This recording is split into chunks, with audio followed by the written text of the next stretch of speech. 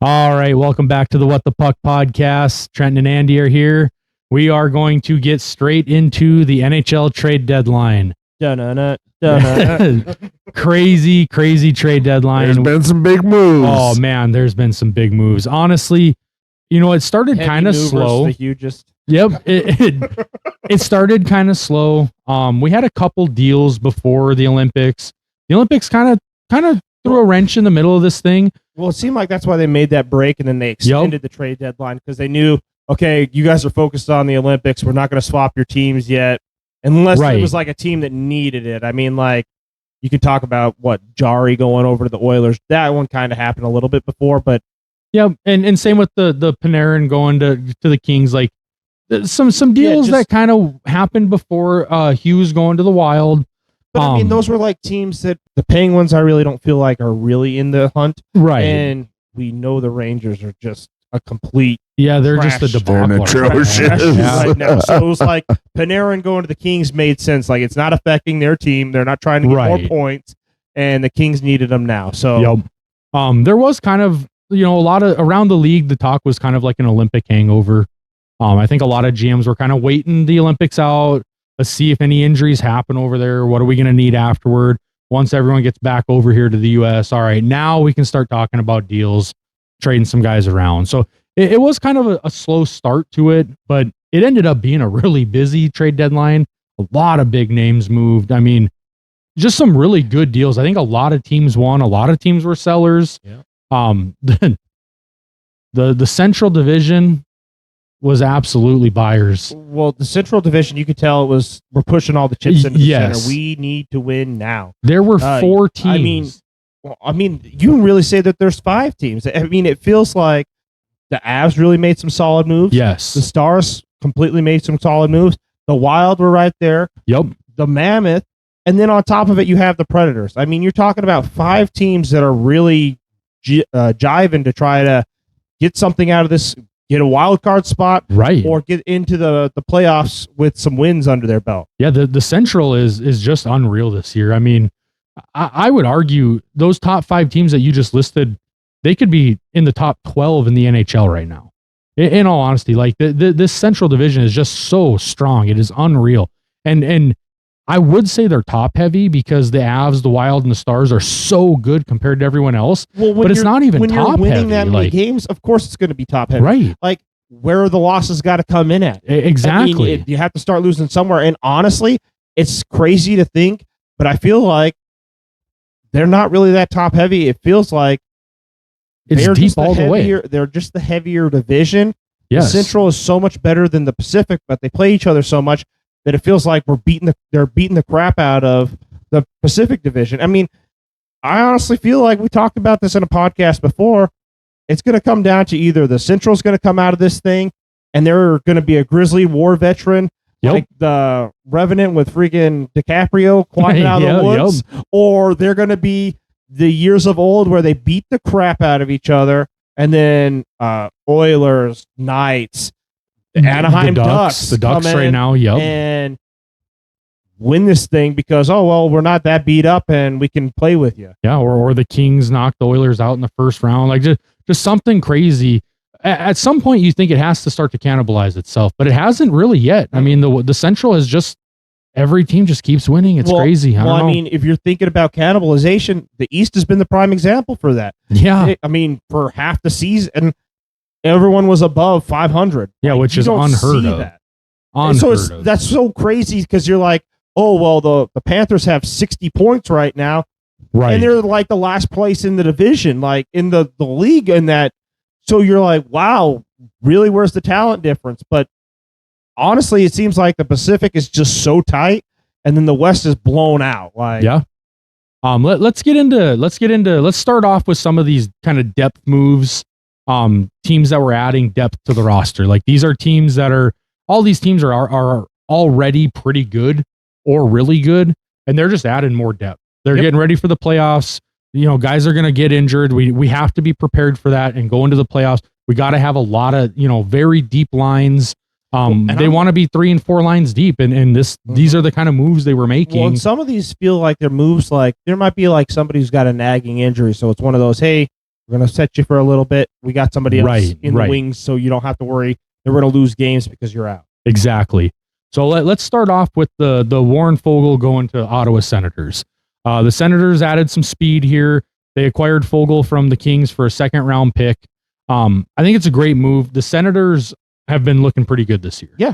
They're going to be a playoff team. Well, and that's exactly it. This was a move that they needed to have. The Ottawa Senators are looking at it and they're going, all right, we're definitely not in the race with the Canes as it stands, so we have to make some moves. And that's who you're looking at to beat in the East. So yep. So they added some depth there. Like I said, they get a speed guy. They're adding speed to that team. They've got a bruiser. They've got Kachuk. You know, they've got Jake Sanderson on the backside. But like this is a really good team. Mm-hmm. And now, like I said, they're adding some depth here. They're getting ready to go into the playoffs. Well, like you just said, speed. Well, what is that? That is exactly Carolina's. They're a fast team. They just move fast. So you have to have somebody who can counter that speed and get the puck from them. Exactly. And slow the game down for your players. Well, that was a piece that they needed. Yep. What did you think on that one, Andy? Do you like seeing that move? I mean, Warren Foegele, he's a good player, and giving up a second-round pick to the Kings, I think the Kings are really needing some draft picks. They got a lot of older guys on that team. They need to kind of start to rebuild, start to think about the future. Your thoughts on that one, Andy? Yeah, I thought that was a big trade. The Senators definitely are adding depth and stuff. So yeah, I think it's going to put them in a good place for the playoffs. Another one. This one happened. We already kind of talked about it. It happened a little earlier before the Olympics. Tristan Jarry going to Edmonton. It was a December move. Stuart Skinner from the Oilers. They basically swapped goalies here. Jarry for Skinner. I feel like this move was just unnecessary. I mean, I don't know your thought on it. I feel like they're equal goalies. I don't feel like the Edmonton Oilers feel like Team Canada, where they're just the goalie shy right now. Like, they have such great talent in front of them. Give them a solid goalie. Give them a Jordan Binnington. Give them a goalie that can make saves when it comes their way because they're not going to see the puck that much. Yeah. And this one just felt like, why are you guys making a lateral move across? Okay, I'm going to play devil's advocate. First of all, I wanted to throw this in there. Stuart Skinner and Brett Kulak. There was another player involved here. But, I mean, really at the end of the day, this was a goalie swap is what they were doing.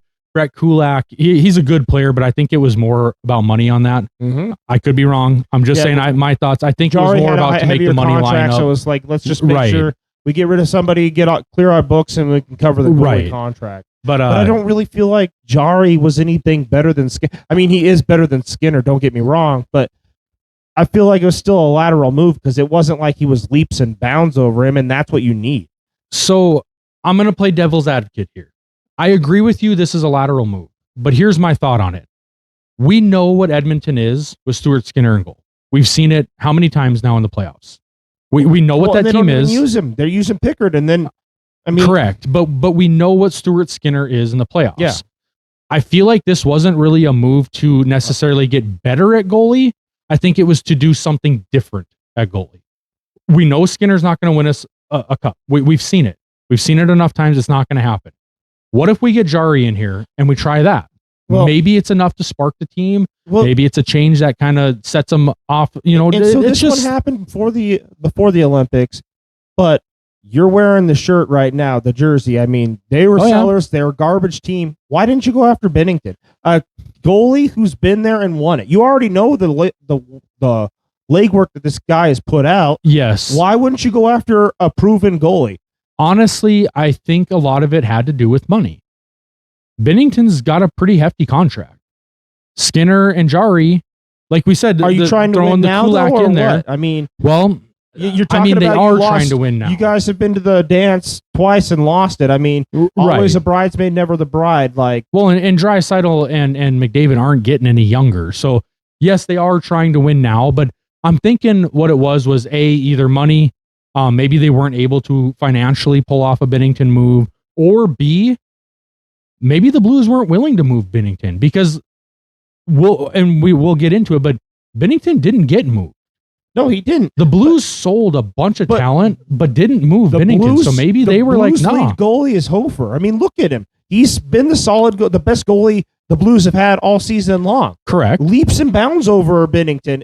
I mean, Hofer has been the hellebuck to the Blues, where he can go in and he can steal games and he can win the games. Yeah. And Binnington has to have a team in front of him. Well, if Binnington has to have a team, then it's a match made in heaven, right? Like, right. You have a goalie who needs a team. You have a team that needs a goalie. Well, let's marry the two and get something going. I don't think Edmonton's got the right kind of team to put in front of Binnington. Edmonton is an offensive team. Binnington needs a defensive team. Binnington needs guys in front of the goalie to help him stop the goal.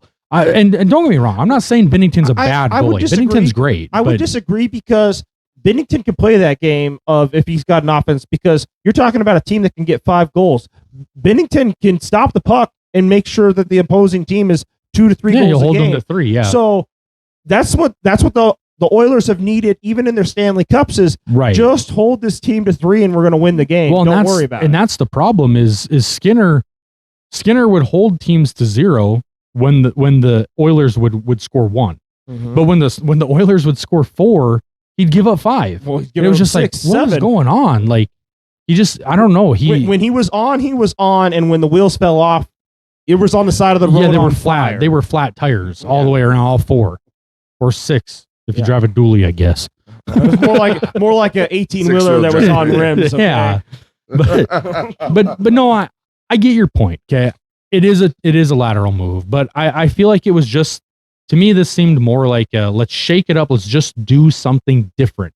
Well, you could tell that it was going to be something different because they still have Pickard, but they got Ingram as well. So you can tell that they're trying to move away from Pickard and Skinner. And I mean, I don't really feel like they were ever the goalies for them.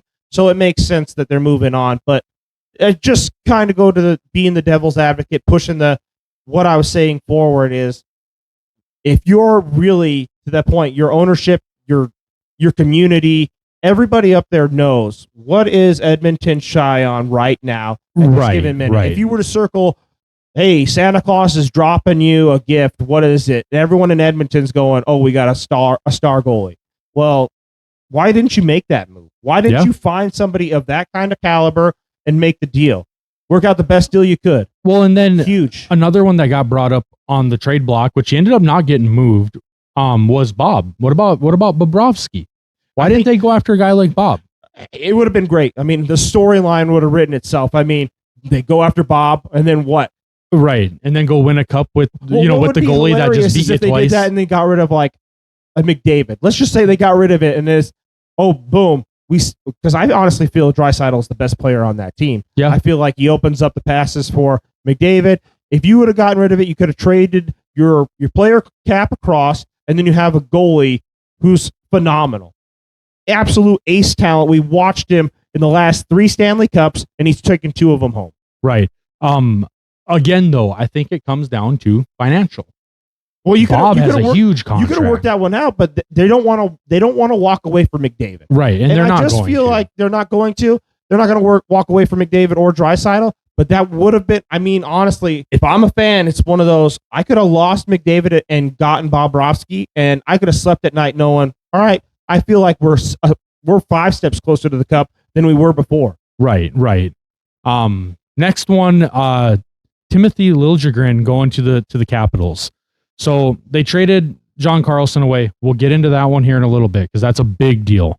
But Liljegren coming in, they added a young talent here. Yeah, they're bringing in some young guys. They gave up a 4th round pick for it, so a good draft pick, but not a crucial draft pick. Yep. This to me is kind of like the start of a youth movement. Well, we know the Capitals have been moving this way for a while. I mean, we still have the Alexander Ovechkin. Carlson, getting rid of him just kind of cements the fact that we're moving to a young team. Like you look at our minor league, that's where we've been getting a lot of our talent. It's the Hershey Bears, and then they win like every year the minor league cup, and then we just keep picking more and more talent out of there. So I mean, you look at the 2018 team that won that Stanley Cup playoffs. The only 2 remaining on that team is Tom Wilson and Alex Ovechkin. Right. A sad day for Washington fans. No doubt about it, but it is time. I mean, you're watching it. Alex is losing that step, so I'm really interested to see, do we start thinking about trading Alex, or do we just keep him as that mentor? I want to see how that plays out because I could see it going both directions. I see Alex wanting to play till he hits that 1,000 goal, close to it. See how far he can push the envelope. Heck, he's a Russian, man. He might play till he's 50 years old. Who knows? Yeah. Who knows? He might be the first, he's going to be the first 1,000 goal scorer, but heck, he might put up 1,200 before he retires. Who knows? We might be watching this guy in 15 more years still playing. So the frustrating thing with me as a Capitals fan, I love Alex Ovechkin, but it just seems like he plays with cement in his skates anymore. Not a young kid. I mean, he gets on that spot and hits the puck, and you can't stop it. He's got his spot. But right on that red. If he's on the ice and they have a breakaway, it just feels like he's a liability, and that's why I feel like Spencer Kadri was the coach of the year last year. I mean, he really propelled us forward in the playoff push. Like, you're talking about barely making the playoffs to being the best team in the East, and now he's looking at this going, okay, I've got some old nucleus and Alex Ovechkin who's selling seats for sure. We got Tom Wilson who's going to be the agitator. I love him on the team. Let's keep him around, and then let's build a young nucleus and try to win a cup. Yeah. This move is definitely the start of it. They bring in some youth here. They get rid of a 4th round pick, and then, like I said, we'll get into the trade later, but they bring in some more, higher round picks. So you can see what they're doing. They're building for the future. The next one is Minnesota Wild bringing in Bobby Brink. This was a hockey trade. The Wild sent a defenseman, David Juracek. Mm-hmm. I think it's Juracek, but don't quote me on that. I have a hard time with some of the names, but they send him to Philadelphia for a young winger. It's a player for player here. They're bringing in a young guy. The Wild are a top tier team right now. This is one of those putting depth on the team. I mean, this is probably going to be a 3rd or 4th line winger, but it's going to bring that youth, some speed, some shot capability. Like, it's going to bring a guy in that's going to play, 18 minutes in a playoff game and potentially score a goal for you, have an assist, he'll probably have a point, and it's just going to boost that team up. Well, and you're talking about the Wild, who already won earlier in the year with getting Quinn Hughes. I mean, you go from the absolute worst team in scoring defensive players to they get Hughes, and now they're the best. Yep. All right, so what are you doing with this trade? Well, one of the guys who was part of the worst before Quinn Hughes got there, let's get rid of him and get another defensive player who shoots the puck. Right. Now you're looking at a seriously potent, dangerous defensive core that's not afraid to shoot the puck. Yeah. And who can hit the back of the net. Like, that's a proven thing. Well, you're looking at the stats, and they hit the back of the net. The Wild are they're trying to get a number 1 seed. Those top 3 teams in the Central, they're vying right now for a number 1 seed. Well, that's just it. Whoever can get the hottest right now. Yes. I mean, the Stars have been on fire. I think, 12 games now? Yeah. Without a loss? I mean, what are your thoughts on the Wild right now, Andy? I know you're a huge Wild fan. You're from Minnesota. Like, what's the talk around there about this team? I mean, it's gotta be crazy, right? Go North Stars. Yes, it is very crazy. They are on fire right now. Yeah. The other night, or I guess it was like right after the Olympic break, but we ended up beating the Avalanche, and then the next night we get our shit kicked in by the Mammoths. The Mammoths are not a slouch, though. They are fast. Yes, every time the Wild would get the damn puck, it was like there's 5 guys on them right now. Yep, there's that the way the entire damn game. I'm not happy how it happened, but I am certainly happy that the ownership for the Yotes became the Mammoth, because that team is exciting to watch. Yeah, the young ownership is willing to spend money. I'm do what they have to do to win. Like, I'm surprised to hear you say that. A Mammoth fan. I'm surprised to hear you say that, because I remember when this move happened, you were totally against it. This is not right. They took the team from him, blah blah blah, and it was like, I know, dude, but give it a chance, because they were doing nothing in Arizona. They were doing nothing. They were playing in a stadium that was for like a low tier college team, a good high school team. I didn't mind them taking it away from the ownership. My biggest problem was they took it from Arizona, and Arizona people are really embrace the Yotes. Like, it was not like this team had no home. Like, they were. They literally didn't have a home. Yeah, well, I mean, the ownership didn't want to spend money. They were playing in the Sun Devil Stadium. That's a whole nother conversation for another day. But yes, it was trash ownership, but the state of Arizona definitely deserves hockey. And I'm excited to see them have hockey come back, but it needs to be under a new ownership.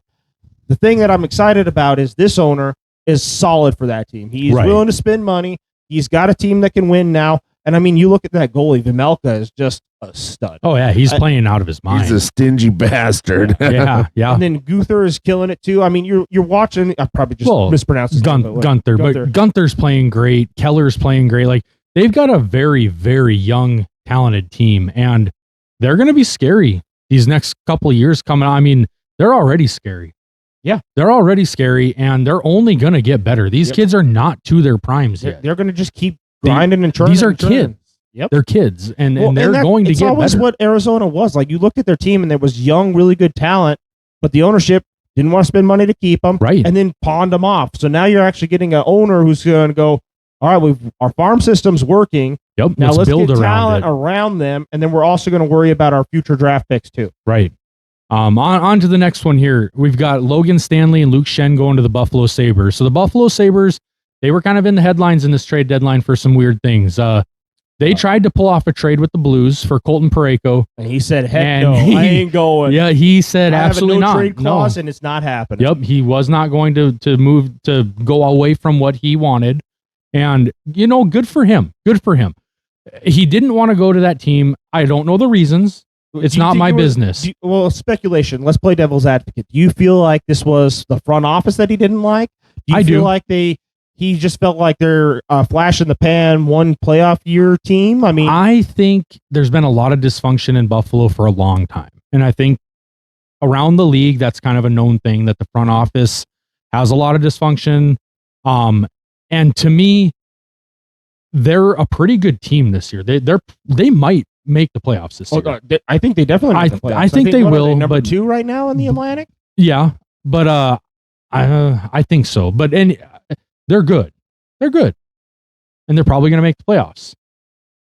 But I think, like I said, I think the word around the league is that there's a lot of dysfunction up top.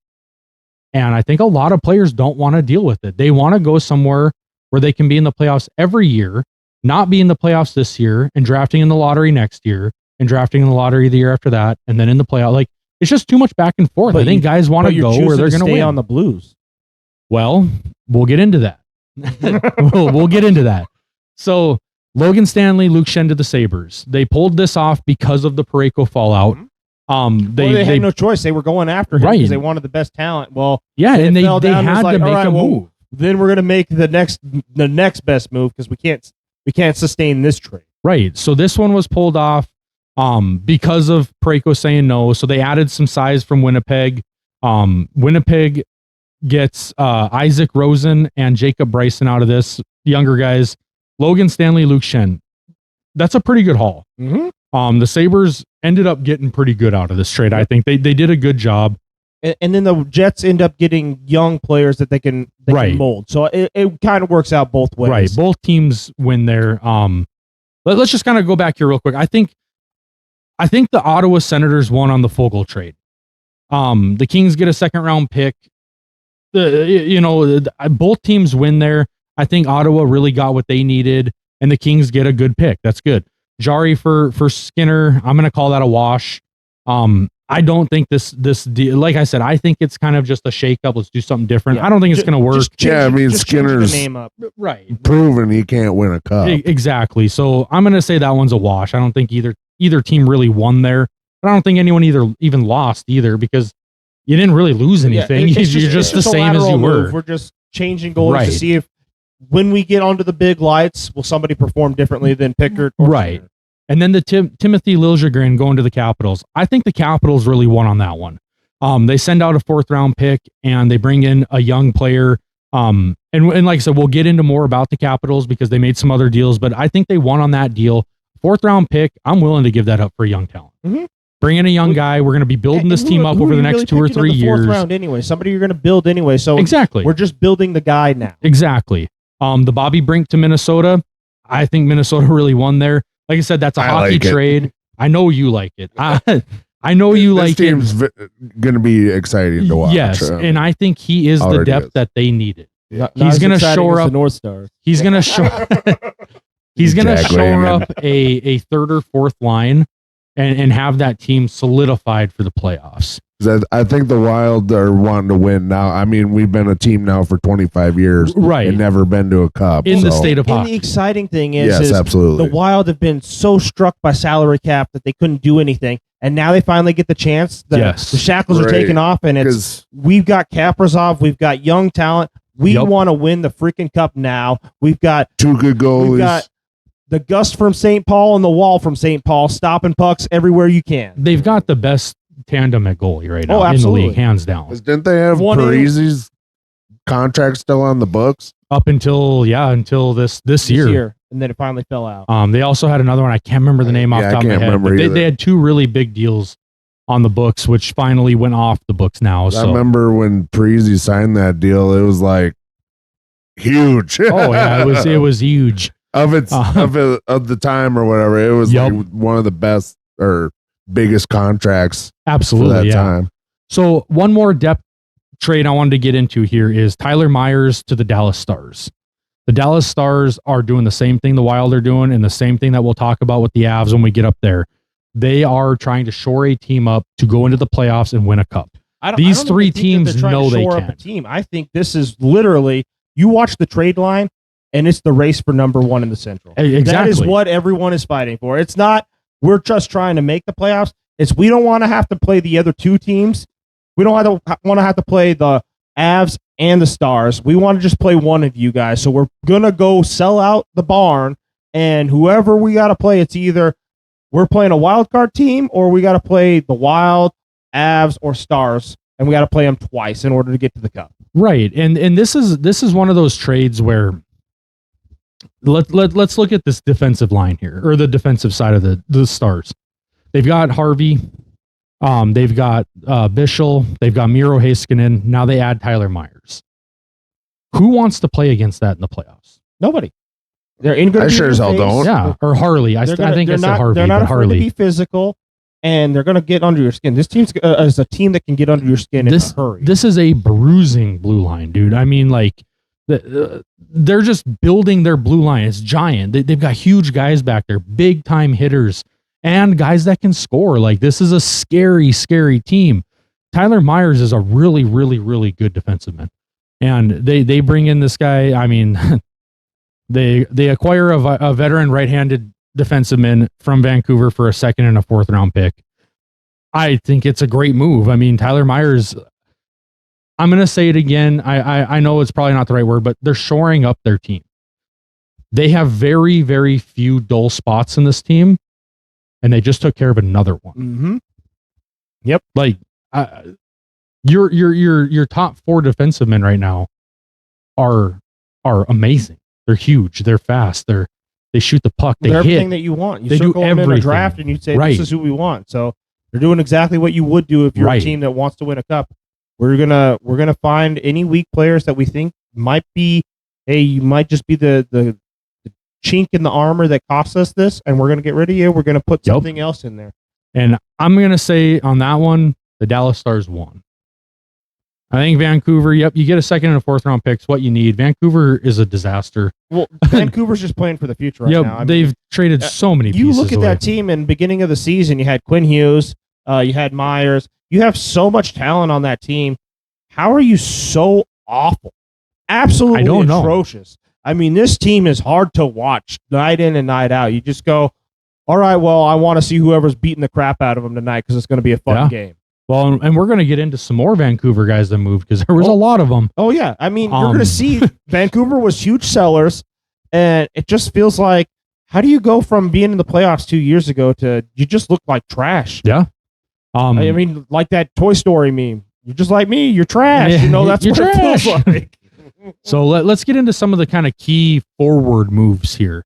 So Corey Perry's going back to Tampa Bay. Yep. That one kind of checks out. Yep. It seemed like it was calling him home. Yep. They get a veteran pest. I mean, the guy is he's a great player still. He's older. I mean, he's pretty old now. And I'm not old in reality, but old in hockey. He likes Cooper as the coach. Yep. The Lightning are again #1 in the Atlantic Yep. now. So And it's a good homecoming. well, for him. Kucherov finally started playing. Yep. I don't know what was going on the first month and a half of the season, but man, the guy is like number one at his position again all of a sudden. Yep.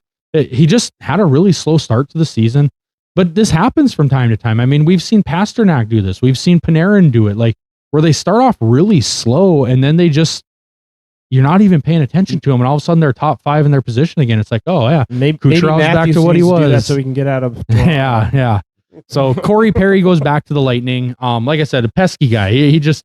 He is an instigator on the ice. He's awesome to watch. I love watching him. And when they won back to back, he was one of the huge reasons for it. Like, he's just the guy. Yep. He's coming over from LA for a second round pick. Again, they're just trying to add depth to this team because now they're probably going to be in the playoffs. Mm-hmm. It was looking like they might not make it. And now it's looking like they're probably getting in. So, hey, we got to shore up this team a little bit. Yep. We got some holes that we need to fill. Let's bring in a guy that's been here. He knows the coach. He knows the atmosphere. You know, a guy that can just, dude, this guy's a chameleon. He can play on any team. He just fits right in. He's exactly what you want in a hockey player. Yep. That's Corey Perry. He's awesome. Yep. He's a good spark plug. Just put him in and he'll do the job. I think it's a huge trade. I think Tampa Bay definitely won in this trade, but again, LA gets what they needed. They needed trade or draft picks, and they got another second round out of this. Let's get into this one because this one's really cool and interesting. So Mark Foligno has been on the Wild for a while. Yep. Mark Foligno is a really good player. His brother, Nick Foligno, has been in great player. He's been in Chicago. He's been mentoring Connor Bedard, but the Wild go out and again, they're just bringing in gutsy veterans that know how to win, and they bring in Mark's brother, Nick, and this is going to be awesome. It's surprising. I mean, I'm glad that they're playing together, but it's really surprising to me that a Central team made the sacrifice and, all right, we're going to give up to our own division. Yeah, to a rival. Yeah, somebody who's not even that far away from us, literally. Right. What, 6-hour drive? Yeah, right down the road. Yeah, it's not much of a move for him. No. But I'm excited for Nick. Nick is one of my favorite players in the NHL. What he has done down in Chicago, knowing that team wasn't good, sticking around there, being like, hey, I want to be the dad on this team. I want to teach these guys how to play. I want to teach them, the respect, the game, he's a great dude. And now he's going to go play with his brother and potentially go for a cup. It's awesome for him. I'm so happy for him. I'm sure Connor Bedard's not real happy about this trade, but hey, it's business, man. It had to happen. If there's anything we've learned watching the U.S. hockey team, brothers that play together win games, and they do well. Yes. This was definitely a sentimental move. There was feelings and emotions involved in this one. Like you said, it's a rival team. It's putting two brothers together. They're gonna they're older. They're getting towards the end of their careers. And they're gonna go try to chase a cup, and it's awesome to watch. I'm really rooting for the Wild this year. I really am. Well, your jersey says otherwise. My jersey's different every night because he's crying the blues because they're gutting that team. This one, Chicago is getting future considerations, so we don't exactly know what's going on there. I'm sure it's going to be like compensatory or whatever they call it, where based on how the player does, that's the kind of picks that you're going to get if you keep them next year. Kind of like the Cowboys did with the Herschel Walker trade, where we're going to hedge some bets and, all right, well, if you want to keep him, we're going to give you some options here, but more than likely you're going to keep this guy, and then it's going to get us the benefits. Yep. I definitely think, as we sit right now, obviously the Wild won. We don't even know what Chicago's getting, so I think Minnesota really did good. You're talking about shoring up a team. Like, Minnesota won. Chicago's been kind of an iffy. I mean, Bedard going down earlier in the season really hurt them. Spencer Knight's a solid goalie. I mean, I feel like that team is on the precipice, but I don't feel like they're going to do it this year where they're getting the wild card. They're a little behind where the Sharks are. The Sharks are rebuilding faster than expected. The Wild are rebuilding a little slower, but they've got they've got a lot of talent. Celebrini, though, that's the reason. Like, Celebrini is the reason that team took off. And man, it hurts my soul that you guys got Blackwood from them because, man, that team would be special to watch. Yes, they would. But no one saw this coming. No one saw this coming. I said it from the day one. I said they shouldn't have got rid of Blackwood because I think Celebrini's going to push this team to a playoffs quicker than they think, and that goalie would push them. I think they would be there right now. I said it 2 years before they traded Blackwood that, man, I want that guy on the Avs so bad. I just love his game, and then he ended up there. So yeah, you punk. Another key forward move here was David Perron going back to the Red Wings. This trade deadline was a lot of homecoming trades. A lot of guys going Getting back people to where they want, started, you or know, like family reunion kind of deals. You know, David Perron's going back to the Motown. He's going back to the Red Wings. We're going to see him back in the Red Wings jersey. They get him from Ottawa for a 4th round pick. That's a good move. Mm-hmm. Perron, he's at the, you know, getting older. Like this helps the Red Wings because they are a fringe playoff team Yes, right now. absolutely. They are in the dance. Like they got a solid goalie. Talbot, I think, can do the thing. He's one of them kind of goalies that can just turn it on and then good luck beating me. Well, and then they got a really solid team in front of them. And they're going to be a top 3 or 4 team in the East going in. Mm-hmm. So, I mean, this is a good trade. They're shoring up their team. They're making sure that they're ready to go into the playoffs with depth, with guys. You know, obviously you never know about health. No, that's something you don't know until it happens. Well, but they're trying to shore that up. If someone goes down, we got another guy in line. You can't live in fear. So it's like we got to make the moves that we can and go from there. And if people get hurt, I mean, you look at it every year at the Stanley Cup playoffs. Like the second the season ends, or the second they're bounced out of the playoffs. Oh, well, this guy was playing with broken ribs. This guy was playing on a broken foot. This guy was playing with broken wrist. This guy had a broken jaw for the last 8 months. Like, this guy had every bone in his body broken. This guy has a broken collarbone, and it's broken in 5 different spots. I mean, these guys are true warriors. Yes. They suck it up. They do whatever they have to do. They, I don't know, get wood in their mouth and just bite down on that thing and play and skate the entire time. They do whatever they have to do to get it done. So you really can't be afraid of injury because these guys have proven they're willing to be warriors. So if you got a guy who's really worth the talent and you know his history of, okay, this guy's proven he's a warrior, then I want him on my team, especially for the playoffs. Absolutely. The next one we're going to get into is the Edmonton Oilers again. Now, this trade, I think they did do more, kind of going for something that they really need. Like we said with the goalie swap with Skinner and Jarry, it was kind of a lateral tick for tack, you know, whatever. We're just going to shake some things up here and try something different. This one, I felt like they were bringing in more talent, trying to build that team up and go on another Stanley Cup run. They go out, they get Jason Dickinson and Colton Dach from the Chicago Blackhawks. They're trying to fix their depth. They've got some issues with depth. They really do. They're top heavy. McDavid it's like and Draisaitl. If you survive that, you're fine. Exactly. And that's what's burnt them a lot in the playoffs. That and the goalie situation. Well, and that's problem A leads to problem B. Exactly. Right? So you lose the line and then you give up bad turnovers. You lose the speed out there suddenly and you're no longer on the offense. Right. Well, then the goals are getting shot towards your net. And if you have, I mean, I'm going to say it, like a C grade goalie, you're not winning those games. I agree with that. They go out, they add some depth here. They acquire these guys from Chicago for Andrew Mangiapane, a young player, and a conditional 1st round pick. Should have gone after Knight with that trade too. Yeah. I think this one, as much as the Oilers did what they needed here, I think Chicago really did well in this trade. Jason Dickinson and Colton Dach are really good players, but you know you're not going to the playoffs this year. Yeah, I feel like this trade favors the Blackhawks. Yes. Like they're looking towards the future. They're doing what they've got to do, and they realize that they've got the talent, they've got the goalie. Let's start building around this guy. Yep. We're gonna shoot for winning multiple cups. I mean, you look at the Blackhawks' history. They don't look at, oh, we're just trying to win one in the next 3 years. They're not trying to sneak We're trying to win 3 to 5 in the next 10 years. That's the game plan. That's the goal. That's the Chicago Blackhawk way. Right. So that's what they're looking for. And as a Blackhawk fan, you should be really happy because it means we're looking towards the future and we're batting down the hatches and we're going for it. They're not trying to build a team that can sneak into the playoffs one time and maybe upset someone in a wild card round. Like you said, they're building it. They're trying to build a team that can go and win multiple cups in a 5-year stretch. You're going to see us every year for 10 years straight in the cup and in the dance, and you're gonna look at us and you're gonna grit your teeth and go, man, do we have to play them? Right. And in this trade, I think they really came out really well. Andrew Mangiapane is a good player. He's a young guy. They're just adding more young depth to this team and a conditional 1st round. So it's a good move for them. Any thoughts so far, guys? I'll stop here for a second. Let's get some thoughts. Anything that kind of stuck out to you so far? I mean, there are so many moves. We're going to get into even more here. We've 10 or 12 more we want to talk about. Big time. I think my biggest takeaway is, and we've already touched on this, the NHL Central sold out hard. Yes, this absolutely. Is the year the Central wants to win it. I think that's the big takeaway. You're going to see it here in the next few trades.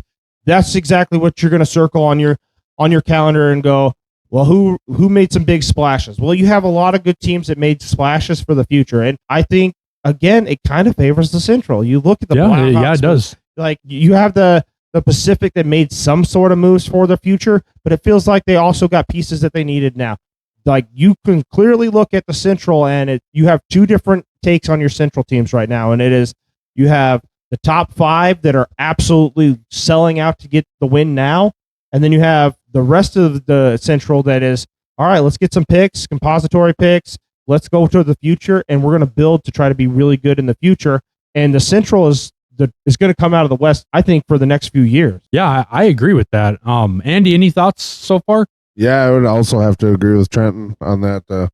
The Central, they're definitely swinging for the fences and wanting to win a cup. Well, not just this year, but for probably say the next 5-10 years, honestly. Well, and that's kind of what it's shaping out to. I mean, between the Avs, the Stars, the Mammoth, the Wild, the Predators, I mean, all 5 of those teams are looking like they're going to be around for a long time. The Predators are at the bottom there. I mean, they're at the bottom.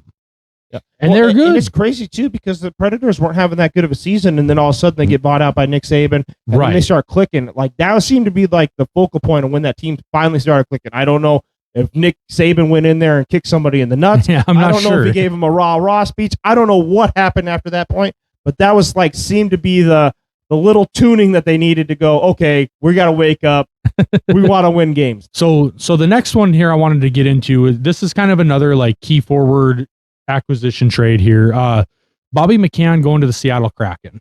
So the Seattle Kraken, they go out, they get a power forward. He comes from Toronto. They get him for a 4th round pick and a 2nd round conditional pick. So Seattle's one of those up and coming teams. They've got a lot of talent. They're fairly young. They got some older veterans that are good for the team. Seattle, their first year, they made the playoffs. They went on a run, and they've been right there every year since. So I think they're really pushing to try to get back into the playoffs and see what this team can do. And I really like this move. I feel like this is a good move. I feel like it's kind of like the ownership trying to grow its legs. Right. They don't really know what's missing and why they can't break the barrier. Because, I mean, like you're talking about first year making the playoffs, and then they've been a fringe team since, and then it just feels like this year and last year just kind of dips where it was like, what is this team now? Right. And I feel like this McCann trade is really, all right, let's get a player to go. I mean, you look at like last year, too. They went after a player from the Florida Panthers right after they won the, I can't think of his name. But, I mean, you're talking. Oh, yeah, defensive player. Yeah, the defensive player. And you're looking at a team that's the Kraken are serious about trying to win a championship. They just don't know how to plug and play the pieces yet. So I feel like once they finally start getting the hockey acumen, this is going to be a really good team. And I feel like McCann is kind of one of them trades where they're trying to do this again and get a player that they know can do something that is really good and can push the Kraken forward. Right. Brandon Montour. Yeah, that's who it was. Yep. Montour. And that was a good move for them. Like he won a Stanley Cup with them and then goes over to Seattle, and he's kind of one of those veteran leaders for him now. Mm-hmm. I really like this McCann trade. I think Seattle's really trying to put something together here, and it's good for them. They need this. Any thoughts on that one, Andy? The Kraken moving some guys around here, or a guy, I guess. Yeah, I think that was a good trade for them. Yeah, I think they're trying to make some noise, I think. So. Yeah, for sure. Do you think, Andy, Seattle's a team that if they were to get into the playoffs, do you think they could upset a team in the wild card round? Yeah, I do. Honestly, they're a scary team. Okay. I mean, you look at first year they made the playoffs. They upset the Stanley Cup champions from the year before, the Avalanche. Right. I mean, this team's been proven to do it. So if they can do it, I feel like, they can definitely be that dark horse and ruin somebody's day. Right, and they're a good team. You don't want to play this team a best of 7. I mean, Philip Grubauer is a solid goalie. You look at that team; they can put points on you, and like you said, they've got that Stanley Cup leadership now. They get McCann. They're really trying to build a nucleus to do something. Right. The next one I want to get into is it's another Vancouver Canuck guy moving around. Shocker. Yeah, no kidding. Maybe they should have burned that city down after. I can't believe that they weren't able to do anything with all this damn talent. I know they had so much talent, and they're just trading it all away. Which hey, if it's not working, it's not working. Do Can't something, burn the right? city down, burn the talent down. Yep. And this is a guy moving to Columbus who you were telling me before we recorded. Let's hear it. Blue Jackets are my dark horse team. If they can get in the playoffs, I don't feel like they're going to beat a team. I feel like they can run the table. Okay. This is a team. They finally got the head coach in, and you look at before the second half. You're looking at the Olympic break right before, and then you look afterwards. This team has clicked. I mean, they really have. You're talking about a team that right now is just on the outside as of today, outside of the playoffs, because the Bruins have 1 point on them. They get in the dance, and this team is gonna be nasty. I mean, their logo might be a cannon, but it's gonna feel like a cannon shot you through the chest when your team loses to them. Yeah, and they're also playing for something. We talked about it. Man. We talked about it in our Olympic roster or our Olympic, results, whatever you want to call it. Our recap. Yep. And they're really playing for something, dude. The Johnny Gaudreau thing, it's real. It is real momentum. This team really wants to go out and do this for Johnny. Johnny Hockey is an icon. He's a legend. Taken way too young from us, and I would love to see this team go and do it and do it for Johnny, just like Team USA just did it. It would be really cool to see. Well, you're talking about an Ohio team that has fans that absolutely love their sport. Yes. So they've bought in 100% to this team. You finally get the coach. You got great leadership. So you got Marchman over there. You've made some great acquisitions, and I can't think of the goalie's name, but he's been playing out of his freaking skull. Yeah. And this team. You talking about Jet Greaves? Yes. Yep. Greaves. That's the one. Thank you, sir. Very young. I mean, great player. Young, great player, and he's been playing out of his skull. I am excited to see this. Like, they can make it a push this year for sure, but I'm excited to see them in the next few years as well. Right. So let's get into the actual trade then. Connor Garland to the Columbus Blue Jackets. Vancouver moves him. He's a very productive winger. He's going to Columbus in exchange for draft assets.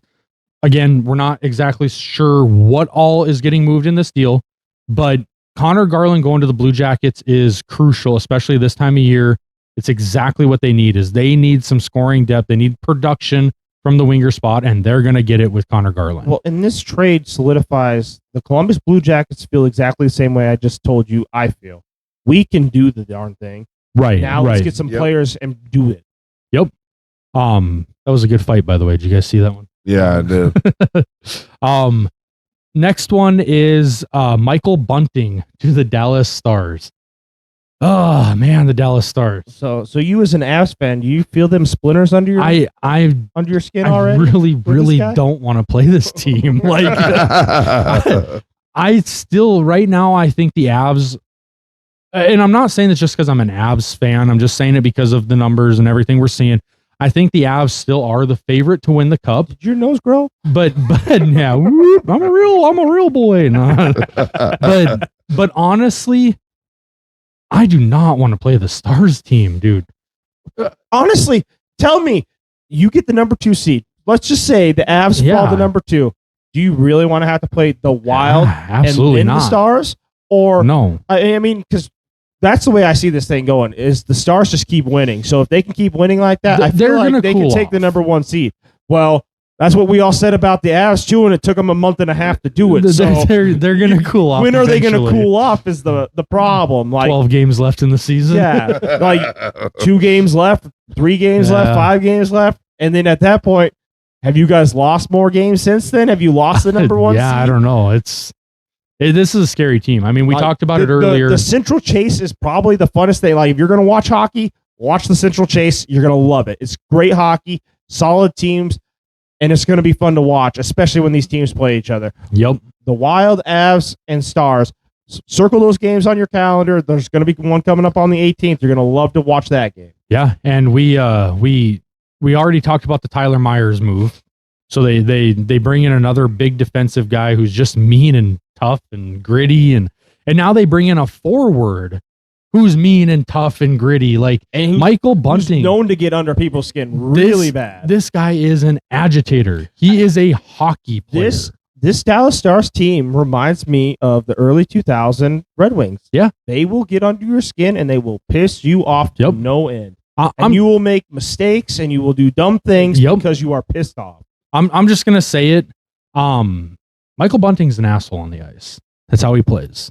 And I bet you he takes it as a compliment too. And it's awesome to watch. Badge of honor. Yep. I love watching it. I'm gonna hate watching it on the Stars, but I love watching him play because he just plays. He's just mean. He's nasty. After he bounces your team, they bounce your team. You can enjoy it. Yeah. Yeah. But again, this is a weird trade because coming from Nashville, that's a division rival. Like, I mean, they're not so much of rivals. They're not like rivals as like the Avs are to the Predators, or like the Stars are to the Wild, or the Wild to the Blues, or the Blackhawks, or anything like that. But this is an interdivision trade. Mm-hmm. Nashville is sending Michael Bunting to the Dallas Stars for a 3rd round pick. So the Stars are adding grit, a lot of grit, and they're adding some scoring depth. Bunting is a really good forward. He's a good, he distributes the puck. He takes a lot of shots and he hits, and he gets under your skin. He irritates you. He gets in your head. And he changes games. He can not score a point in the game, but completely change the game. Absolutely, he's that kind of Brad player. Marchand. Yes, yeah. Great comparison, Brad Marchand. Yep. I mean, you look at what he did. He left the Bruins last year, and what was he? He was exactly that. Gets under your skin, passes the puck. He's not always making the scoring play, but he makes the game changing plays in the game. He causes the penalty that you shouldn't have taken. He sets up the pass. You're worried about hitting him versus worrying about what he's doing with the puck. These are the big things that will happen. It's like magic, the magic trick. It's the misdirection. Like, look at the left hand and look, I scored a dunk on you because you weren't paying attention to the puck. Well, and that's what Marchand was in Boston as well. I mean, when he licked the one dude on the cheek, just weird stuff to just get under your skin. You know, I always hated Marchand when he played for Boston, and then he went to Florida. I was like, I still hate this guy, but I love watching him play. I understand him. Yeah, he's a hockey player. Yeah. You know? All right. So now let's jump into some of the big names here. Okay. These are kind of the blockbuster moves, heavy hitters. These are really, really big deals that went down. I want to start with one that happened, actually 2 of them that happened before the Olympic break. One of them we did talk about already in an episode, but let's hit on it again since this is the trade deadline. And all these trades kind of tie into the deadline, even if they happen, weeks or even a month or so before it. It's all part of the deadline. The deadline comes up, all these deals kind of go into effect. So Quinn Hughes going to the Minnesota Wild. Huge. Probably the best ever. I mean, this trade, like I said already earlier in this podcast, he takes them from the worst defensive scoring unit in NHL. The Wild were atrocious to the best. Yeah. That is strictly Quinn Hughes. Yeah, from 32-1. Now, flip that on its head. How do you, as a Canuck fan, root for your team when you watched all this talent, especially a Quinn Hughes, a Myers, and you watched that they couldn't do a Garland? anything? Yeah. Like, I don't understand it. I don't know how you have that much talent on a team and you can't do anything. It blows my mind. But hey, they blew it up. I'm assuming they have a plan going forward. I would hope they do, but we're gonna find out. I mean, they just traded away a lot of talent. Light the arena on fire and walk away. Yeah, light a match and step away. So this was a massive trade. This was huge deal. It happened back in December. So the Wildlands superstar defenseman Quinn Hughes from Vancouver. It's a package deal. It's including Marco Rossi, 2026 first round pick. Big deal. Marco Rossi's a young talent. I hated to see Marco Rossi go from the Wild. I know my daughter wasn't really happy about it. She's a big Wild fan, but when you bring in a talent like Quinn Hughes, I don't think it really matters what you get rid of. After watching Quinn play, the Wild won this trade hands down. Yes. Like, you could say, yeah, he's a young player and he's still got a lot to prove. Quinn Hughes has proven in the Olympics, in the Wild, that he is the guy. Well, he lives, breathes, and sleeps hockey, and he's a huge difference maker for that team. Yeah, I mean, he comes from a hockey family. He's got 2 brothers playing in the NHL. Jack Hughes, Luke Hughes. They're both on the Devils. Jack is the one that scored the golden goal. So we need the other two on the Wild Quinn, now. who scored 8 goals and set the record for most goals a U.S. goalie is U.S. goal scorer has scored in the Olympics. And Quinn Hughes is, in my opinion, the better of the three brothers. Absolutely. The mom was a hockey player. She played on Team USA back in the day. She was a development coach with the teams. Just straight up hockey family. It's like the Mannings of the NFL. Like hockey family. I think the dad was a hockey player too, but don't quote. I believe so. He was, but I think he was like a coach or a trainer or something on a team in the NHL for a while. I can't remember for sure, but the whole family's hockey related. Quinn Hughes is definitely, in my opinion, the best of the three brothers. Jack is not far behind though. I mean, he's a stud, but Quinn Hughes is a guy that has the potential to score 100 points as a defenseman. I mean, I believe he's already done it once in his career, but the guy is just crazy good. Top 5 defenseman in the league. This was a huge trade, and this one really shook the NHL up. And like I said, this happened in December. It happened before the Olympic break, before the deadline, but it obviously it ties into the deadline. But this really kind of put the NHL on hold. Like, hey, hold up. Yeah. Who just got moved? Who? Well, and this was the start of we're going all in. Yes. This was when the team started. Like, you could argue that this trade is what caused the Avs and the Stars to go, okay, we really got to pay attention to the trade deadline now, because these guys are making some trades, and now it's starting to get hot under the collar. If we don't do something to counteract these trades, we're going to be behind the 8 ball. Yeah. Did you have anything to add on that one, Andy? I know you're a huge Wild fan. I know you love this trade. Come on. I do really love the trade. Like, we were 32nd in defensive scoring. I believe you guys were the very bottom. I believe it was 32nd. One guy, in the 33rd, you would have been there. Yeah. One guy brings us to number 1 in defensive scoring. It's like, yeah, just crazy. How? Just absolutely nuts. That's how good he is. This team is so. That's how good he is in the mentality. Yeah. Of things. I mean, you can't buy that. Well, I mean, obviously, we need to get the other 2 Hughes brothers in Minnesota. Yeah, good luck with that. I don't think that's going to happen from the Devils. No, probably not. But that would be pretty sweet. The next one I want to get into. Oh, okay. Let's go back here. Let's real quick. So who won the Bobby McCann trade? I think Seattle Kraken. Okay. I think they really needed that piece, that glue. I think it's going to work out for them in the future. All right. Who won the Connor Garland to the Blue Jackets trade? Going from Vancouver. I mean, it's pretty obvious, but Blue Jackets for sure. Yeah. Bunting to the Stars. I mean, I really think the Stars won on that trade. 3rd round pick for Bunting. I would have thought he would have pulled more than that, but hey, they get their guy, right? Yeah. Well, not only that, but it's the price that the Predators want. So yeah. If that's what they wanted, they must have some sort of idea of what they want for a third. But I feel like the Predators lost that one. And then Quinn Hughes to the Wild. I think we all know who won this one. I think the Wild definitely won this one. Yeah. The Canucks. I was like, what the hell's the matter with you? What? Okay. Anyway. And all the fans you could hear crying tears in Vancouver. So the other one that happened before the Olympic break, this one happened like right before the Olympic break. Artemi Panarin going from the Rangers to the LA Kings. This was an early February move. Panarin provided the Kings with like elite scoring capability. He immediately signed a 2-year extension, so he's staying there. This kind of trade goes into the Kings are tired of getting bullied by the Oilers. Yeah, they're trying to win, and the Rangers are sellers because they absolutely suck.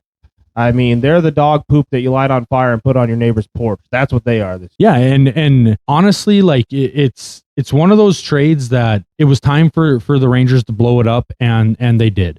And you thought that they were doubling down. They got Mike Sullivan this offseason. They like, hey, we're trying to get a coach. We're trying to get this thing to work, and it's just not working. At some point, you can have all the talent in the world. If it doesn't jive and it doesn't click, blow it up, and then let's start from scratch. And the Rangers took too long this season to figure that out and do it. So this was a weird trade.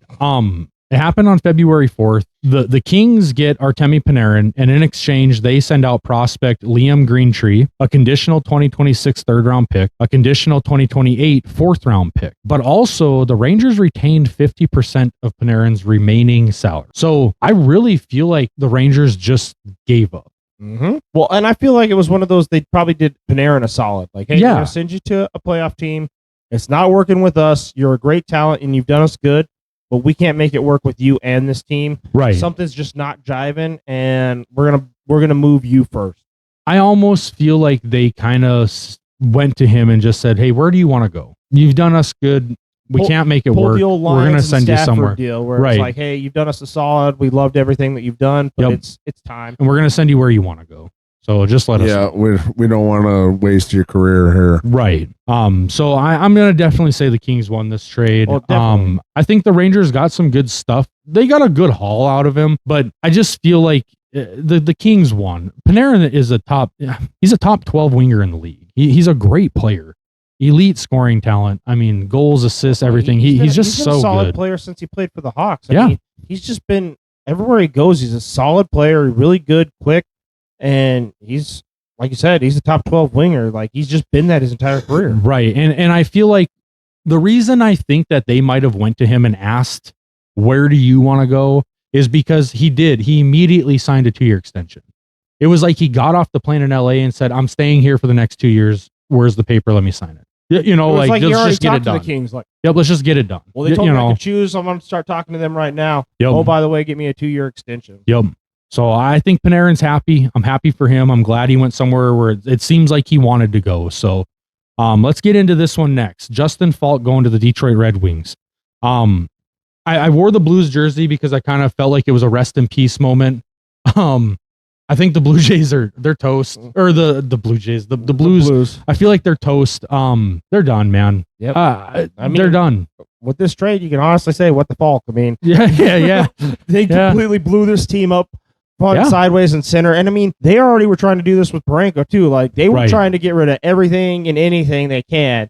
That's why I was saying earlier in this, I'm surprised Binnington didn't go, because I figured they would have been sellers of him too. Yeah, I agree. You have your future goalie as Hofer. Why would you keep Binnington when you could let him go, maybe take some of that salary and get some really good draft capital out of him? Yeah, and I'm going to say that the players that the Blues traded are not the players that I thought they were going to trade. I thought Parayko would get moved. They tried to move him, but he didn't get moved. He said no. I thought Robert Thomas would get traded. Schenn went. I mean, Thomas, I thought for sure, like you said, he was going to go. He did not. There's a really good young kid. I'm glad that they kept him on the roster. I mean, this team just feels like they are in shambles and they don't know which direction they're going. Yeah. They held on to Jake Neighbors. Yep. Which I'm glad. I really thought he was a piece that they should hold on to and build around. They held on to Robert Thomas, which I'm glad they did, because I like Robert Thomas there. He's a solid. But I really thought he was going to move. The other one I thought would move was Jordan Kyrou. Yeah. I'm surprised he didn't get moved. And Binnington also. I thought Binnington would get moved. But that was it. The really big names, like, why would you go after them? You have some really good young players, start building them up. Yep. It's like they're still holding on to some of these older players and not willing to blow up the entire team and just let's go from scratch again. Yeah, and they blew it up in a weird way. I don't but know if they're just trying to hold on to like 2017 Magic, and they're like, well, we could run the table again. I don't know. I don't know if that's in the tank again. I don't know, but it was a weird deadline for the Blues. I like I said, the players I thought would move didn't move, and the guys that I was like, oh, they might move them. I don't know. It's just weird. But anyway, Justin Falk to the Red Wings. So the Red Wings bolster their blue line. They're getting ready for a playoff push. Absolutely. We've said that already. They some of the moves that they made. And them, like, they have Talbot. They re-locked down Kane. I mean, you're looking at the team that Alex DeBrincat. The Brinkets over there. They just picked up multiple players in this trade acquisition here.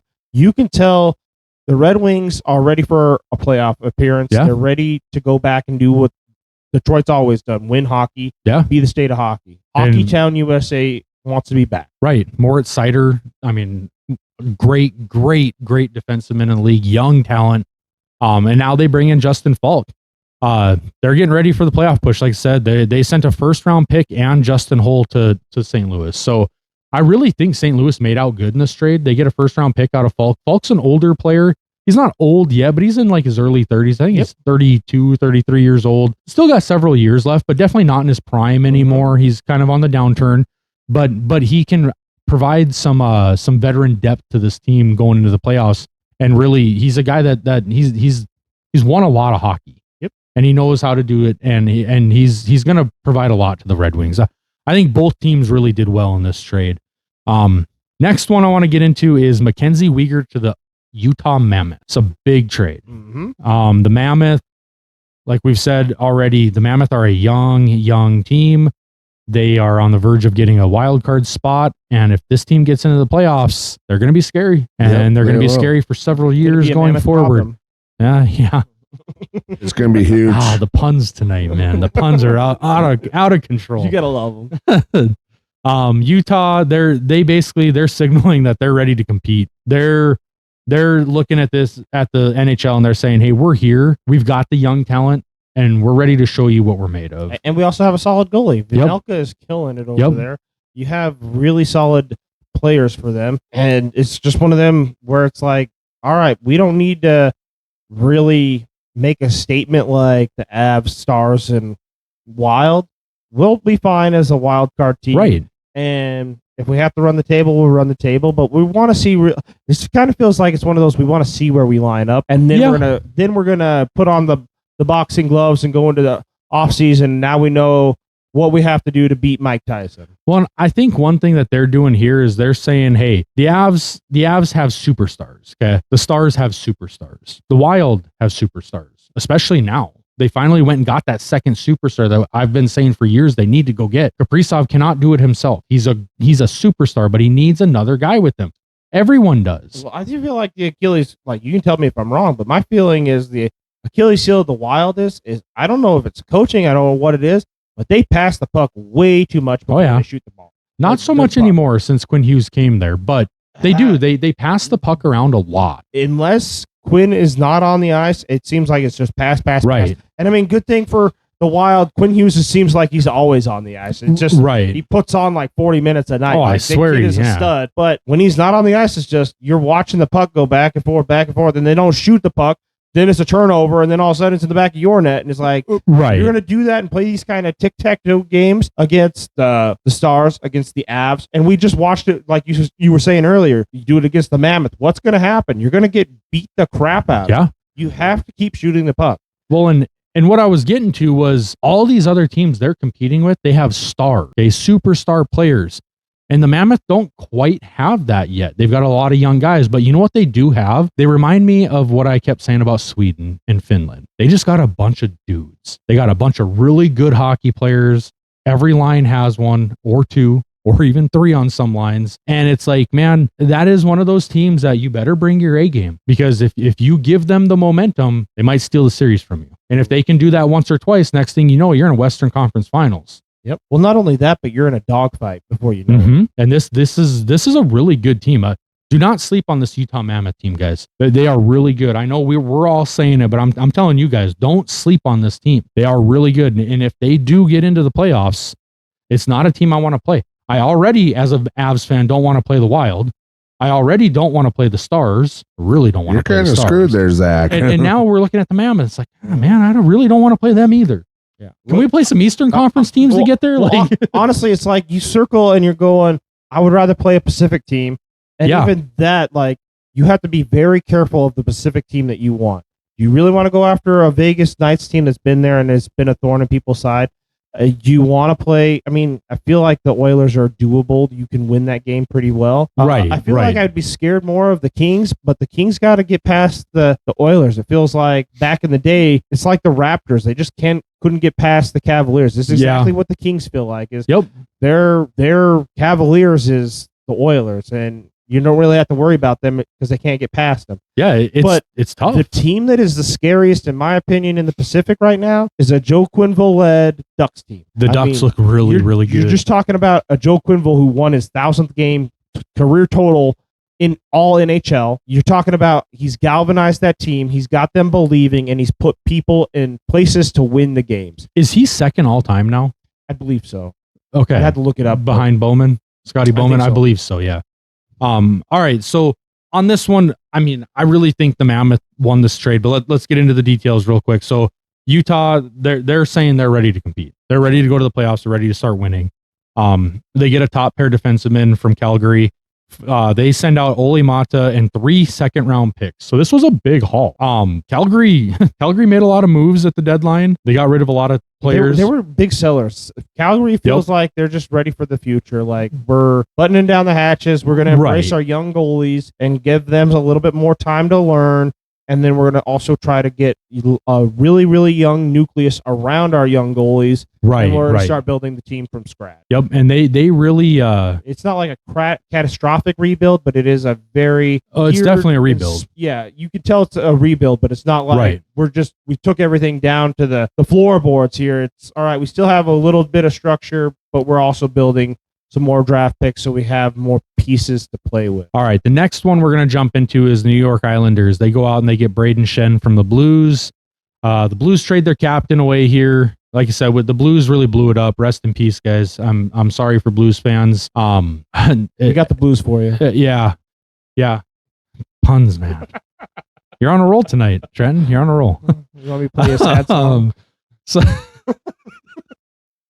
So the Blues trade their captain away. They trade him to the Islanders, but they do end up getting a 2026 first-round pick. They also get a third-round pick. They also get Jonathan Drouin, pretty good player, and they get prospect Dmitry Buchelnikov. Buchelnikov? I'm not sure how to pronounce it. Sorry if we butchered your name, kid. Buchelnikov, I'm pretty sure. I don't know, but anyway, I got to look him up because I don't know a whole lot about him. I'm not going to lie on that one. Jonathan Drouin, I know quite a bit about. He was on the Avs for a while. Jonathan Drouin is a really good player. He was very highly touted when he was coming out. Didn't really take off in his career as early as everyone thought. Everyone kind of thought he was going to be like the next like Nathan McKinnon or Connor McDavid. Like, he had a lot of hype behind him, but he is a really solid player. And I think the Blues got a good player. But I'm really looking at that third round and first round pick. The Blues it's going to be exciting. Are definitely trying to build something. They're going to try to do it quick. I don't know how quick it's going to work, but this is a good start. Let's get another first round pick. We got another third round pick. We can start picking up some guys. Maybe next year we go into the free agent market and get some guys there. But sending your captain away is never easy, especially in hockey. That captain, that C on the shirt means a lot to these guys. It means a lot. And to get traded as a captain, it's hard on a team. Well, that means it's a complete blow up. It really does. That's exactly what it means. But I think the Islanders really got a really good player here. Braden Schenn is awesome. And the Islanders have really been a surprise team this year. Islanders, with that new draft pick that they got, I mean, they've been a solid team all season long. Right. Their goalie is just killing it. That team is really putting out a really good effort. And I feel like they can make some serious moves and waves in the playoffs. Like, that is a good team. And they have the number 1 overall pick from this last draft, Matthew Schaefer, and he is an absolute stud. We've talked about it in previous episodes. The top talent coming out each year anymore is just unbelievable. Connor Bedard, it's just crazy how the golden age is here. Yeah, Schaefer. I mean, this year we've got a couple of kids that are looking super good. One of them's from North Dakota State, or UND, I mean, sorry. I can't remember his name off the top of my head. Let me look it up because I want to mention him real quick. But I mean, just the top talent that is coming into the league lately is just crazy. Like, it blows my mind how good some of these kids are. And you're only going to see more and more of it because now you have, like we've talked about in previous podcasts, you have young kids from America, especially like now after the Olympics. They're not going to be playing football as much as they were, or diving into basketball. You're gonna see a lot more of these kids that are truly athletic, and they're gonna make a career choice to, I want to go hockey. Hockey's a fun sport. Hockey's a serious sport. And I mean, you don't have these flopping, you don't have refs that are stealing games from you like the NFL. You have solid, we're playing. If they make a call, you still have to score the goal. You still have 2 minutes, and they can still pin you against the boards. They can still hit you. So you have to play smart. I think what really helps too is having facilities that have ice all year round. Yes, that's been a huge never was a thing before. Right. Now southern states are having it. So you have ice in places you'd never would have thought you'd had it before. Nevada, Texas, Florida. I mean, it's just growing everywhere. It's crazy. The kid I was talking about is Keaton Veerhoff. He's a 17-year-old from Saskatchewan. So he's Canadian, but he's playing for UND. Right now he is projected as the 2nd overall pick this year. He's going to be a star player. I really think he's another one. He's a defenseman that is just going to blow the league up. I mean, whoever gets him, props to you guys. you got a really good player on your hands. So we talked about the Quinn Hughes trade, Justin Falk, obviously, Mackenzie Weegar, Braden Schenn. We touched on Panarin. Let's get into these last two here. These are two really, really big trades. I know this one kind of eats at you a little bit being a Capitals fan, but let's talk about John Carlson going to the Ducks. I can live with this one because I love Joe Quenneville. I mean, I've loved him, watching him be a coach for the Blackhawks for so long. Family was from Chicago area, so I always had that kind of knowledge and watching of the Blackhawks. Watching him, I think you guys got a good one there, Ducks. I mean, Anaheim is in the right direction, like we talked about. This is a scary team in the Pacific. I don't feel like they're not going to vacate this spot anytime soon. Right. It's just, it kind of hurts. It's heartbreaking after all these years of watching Joe Quenneville stomp on the Ducks' throats to get into the Stanley Cup championship. Yep. Now you got to watch him make the Ducks fly. And this was a stunner, dude. This happened at like 4 a.m. This was happening while most people were still sleeping on the East Coast. This is definitely like the biggest trade the Capitals have pulled off since probably like, I'm going to say the early 2000s here. Well, this is, honestly, it's cementing an end of an era. Yes, like, absolutely. 2018 is over. We are trying to win another cup, and we don't care who you are, what you are. We're trying to win a cup, and we've blown up the entire roster that brought us to the cup. And a lot of people are saying this is kind of the biggest shock trade. No one really saw this one coming, especially not at 4 a.m. Well, he's been such a glue piece for us for so long. Right. I mean, it's not like he's gotten any rust on him. He's been a solid player. He's a solid goal scorer. He's always there in the mix. It just really hurts to see him go. But like I said, the Ducks ended up getting a good one, and it feels like we're just trying, as the Capitals are, they're just trying to move for a younger and younger talent so that they're good for the next 10 years. And, I mean, you're talking about a Spencer Cadbury who's already been to the playoffs, won against the Canadiens last year, one round, and moved on to the next. Like, you're talking about, all right, he's thirsty for his cup too. Yeah, and with Carlson being 36 years old, I feel like what the Ducks gave up for him is a lot, but it also shows that the Ducks are ready to contend now. Yep. They're like, hey, we're not worried about the future. Well, our future is now. A goalie that can win it. Right. Yeah, I mean, you have Leo Carlson is a stud, dude. Cutter Gauthier is a stud. Yep. I mean, this team is stacked with young talent. Stacked. And the Ducks end up giving up a conditional 2026 first round pick and a 2027 third round pick. For a 36-year-old, that's quite a bit. But like I said, this is showing that the Ducks are saying, hey, we're not building for the future anymore. Yeah, we're done building for the future. We're ready. Exactly. We are here. We're ready to win, and we're ready to win now. The Ducks have been rebuilding for what, like last 5 years? So yeah, I mean, honestly, it's time. Anaheim is. Yep. Let's win another cup. Yeah, that's just it. It's like, when do you stop rebuilding? Right. Like, yeah. Well, and when's the time? When do you put the nitrous in the tank and we're going to go for the win? It's like, let's go. And I thought something was up when they got rid of Zegras. Like, that's a really good young talent, and they traded him. It's like, what are they doing? Well, now we're starting to see what they're doing. They're looking at their team and they're saying, hey, Zegras is a great player. We can get some talent out of him, and we don't necessarily need him. We've got what we need. Well, we're ready to win. We can blow up the team. We can get rid of a Zegras and pop in 3 or 4 other players that fulfill the role that he's doing a lot better and complete a line. Right. So this was a big deal, and I really think this puts the Ducks right there at the top in the Pacific. I mean, they're like right there with the Oilers. The Ducks really stamped we're going for it once they got Quenneville. Yep. I mean, it kind of felt like that was one of the big missing pieces that they needed was the coaching. Yep. They locked that up, and then I feel like in lockstep where it's one of those, Quenneville got in there and he's talking to the GM and he goes, I can get rid of this guy and get these people. I can get this, I can get that, and we can have a winner now. And the GM's like, you really think so? Yeah, I do, and let's go. Yeah, and who's going to question Quenneville, right? Nobody. That GM probably said, look, Joel, if you feel that way, let's pull the trigger then. Let's do it. Yeah, you know what you're doing. You obviously know hockey. Like, I'm not going to question you. It would be like, as the GM, are you going to question Phil Jackson? Like, exactly. No, I'm not. You're the coach. If a guy like that comes, right? If a guy like that comes to you and says, "Hey, I want this guy, go get him," you're going to, okay, yeah, but we'll do that. Sometimes you got to question. We'll figure something out. Yeah. Oh, I got it. So then Let's get into this last one here. I didn't save this one for last because I'm an Avs fan. I saved it for last because honestly, I think this is the biggest trade that happened. Nazem Kadri going back to the Colorado Avalanche. Well, this was right before the deadline. You knew this was coming. We all knew it. We called it days ago. Everybody knew Kadri was going to somebody in the Central. There was no doubt about that. It was who. Yes. And we all knew the Avs had the buy-in because he was already an Av, and he wanted to go back. They wanted him back at the beginning of the season. So it was one of those deals where it's just kind of a match made in heaven.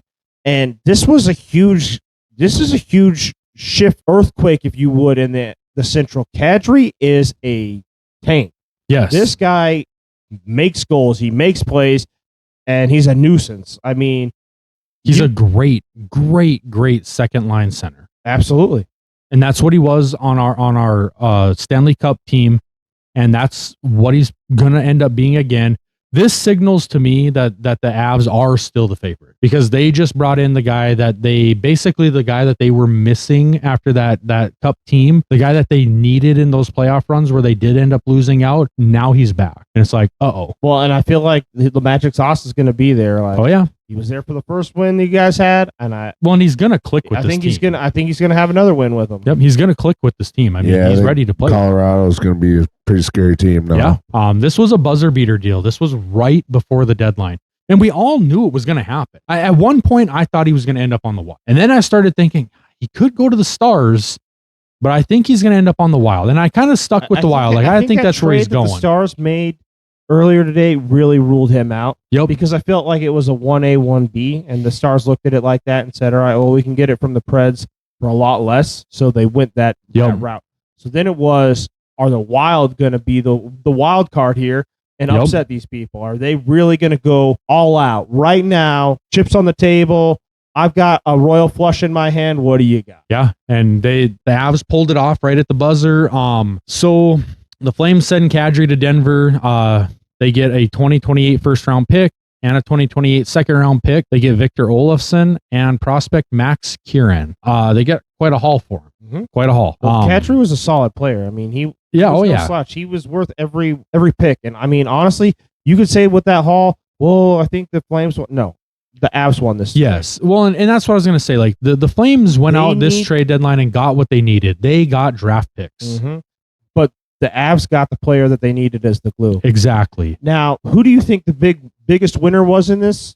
And who do you think the biggest loser is? In the whole deadline? Yeah. I'm going to say the Avs.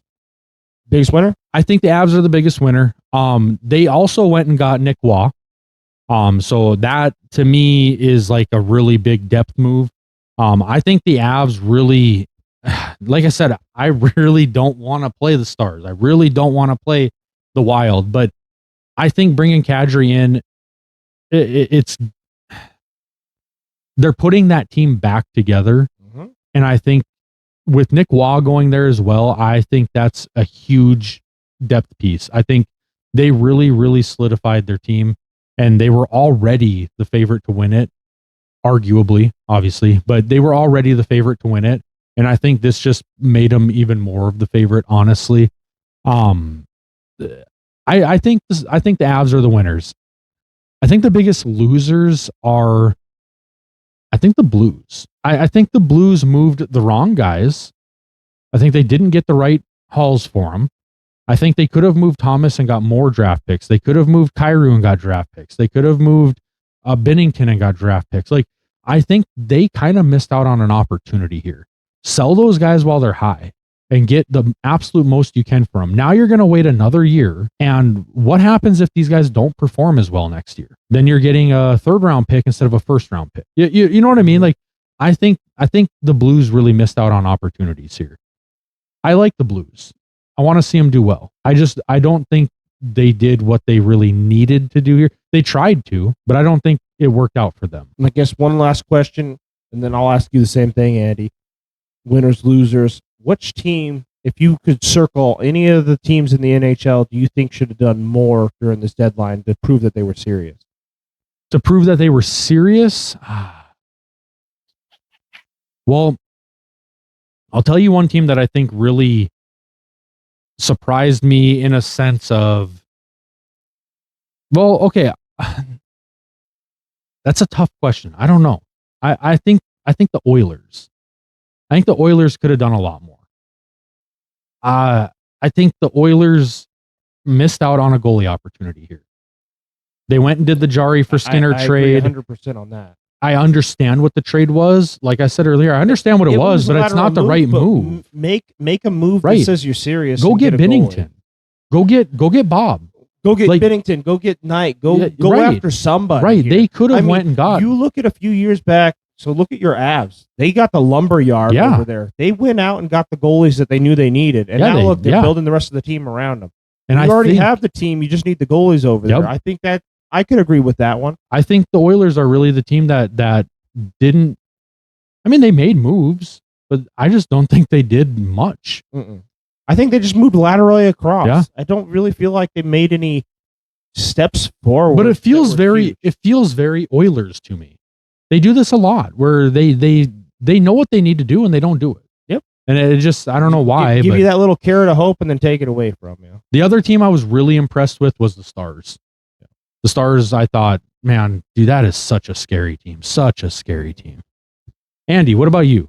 Same question. Winners, losers, and who you think should have done more to prove they were serious. So I think my winners,